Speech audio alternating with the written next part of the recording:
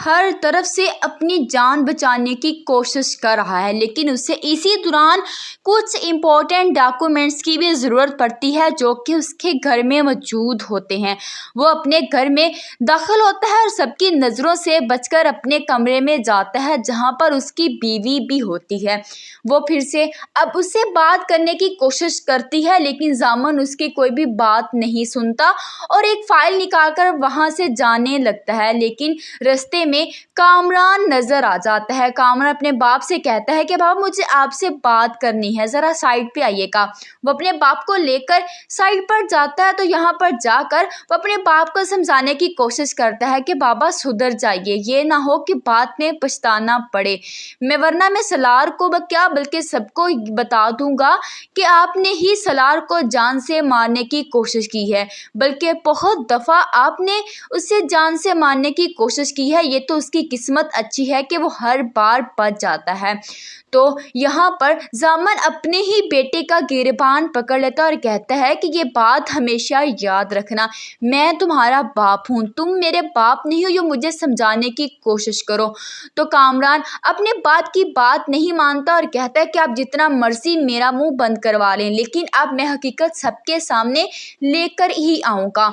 जामन जिसे कि ये लगने लग जाता है कि कामरान अब वाकई ही ये सब कुछ सलार को या पुलिस को बता देगा, तो वो कामरान को छत से धक्का दे देते हैं ताकि कामरान को कुछ ज़्यादा चोटें लग जाए या फिर बेशक जान से मर भी जाए तो जामन को कोई भी परवाह नहीं है, उसे सिर्फ दौलत की हवस है। वो अपनी सगी औलाद को भी जान से मार सकता है। कामरान की चीखें पूरे घर में गूंजने लग जाती हैं। सलार जो कि वहाँ से गुजर रहा होता है, सब भागे दौड़े वहाँ पर जाते हैं, लेकिन सबसे पहले सलार ही वहाँ जाता है। सलार जल्दी से कामरान की तरफ दौड़ता है तो जामन यहाँ पर शोर डालना शुरू कर देते हैं कि सलार ने कामरान को छत से धक्का दे दिया है एक छोटी सी चीज़ की खातर।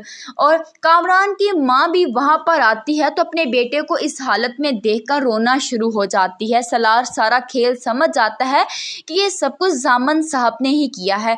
वो जामन का गिरबान पकड़कर कहता है कि आप बाप नहीं हैं, आप डाइन हैं जो कि अपने ही बच्चों को खा जाते हैं। आपने बिल्कुल अच्छा नहीं किया, आपने अपने सगे बेटे की जान लेने की कोशिश की।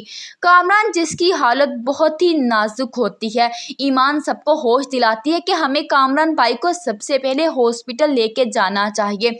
सलार ही अपने भाई को हॉस्पिटल इमरजेंसी लेके जाता है, यहाँ जहाँ पर कामरान को इमरजेंसी में शिफ्ट कर लिया जाता है। सलार बहुत ही ज़्यादा परेशान होता है। बेशक कामरान ने उसके साथ जितना मर्जी बुरा किया हो, लेकिन सलार ने उसे हमेशा अपना सगा भाई ही समझा है।